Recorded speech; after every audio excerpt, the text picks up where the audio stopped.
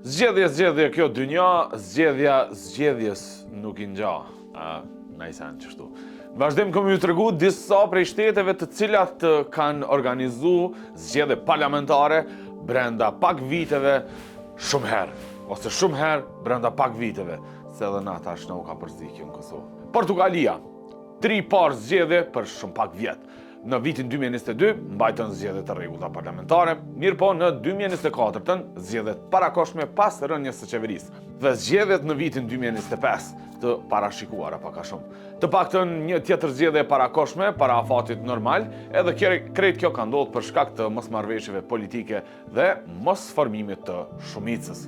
Njëjtin probleme kemi pas edhe na. Pra rënja e qeverisë, pra shumicës, përmes votave të mosbesimit, pa qartësi në koalicione, këto kanë qu në shpërndarje të parlamentit dhe thirrje të zgjedhjeve të reja disa herë.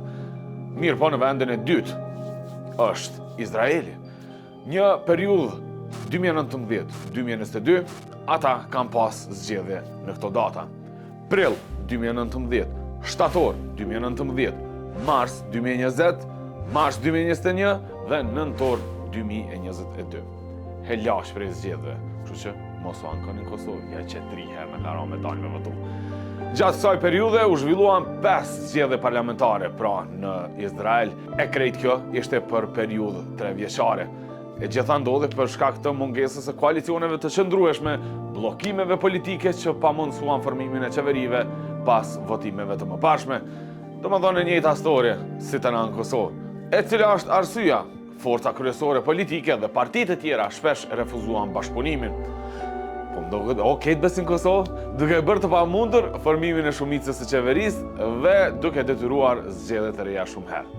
Po kurorën për këtë punën e zgjedhjeve e ka Bullgaria, që nga viti 2021 deri në vitin 2024 kanë mbajtur të paktën 6 zgjedhje parlamentare, kryesisht si rezultat i përqarjeve politike dhe i paaftësisë për me formu një qeveri shumicë. Pra, a mujna me a kalu ndonjërës prej këtyne shteteve? S'po thëmë Bullgarisë me 6 herë, veç Portugalisë ja kalojnë, për një 2 vjetë ja kalojnë.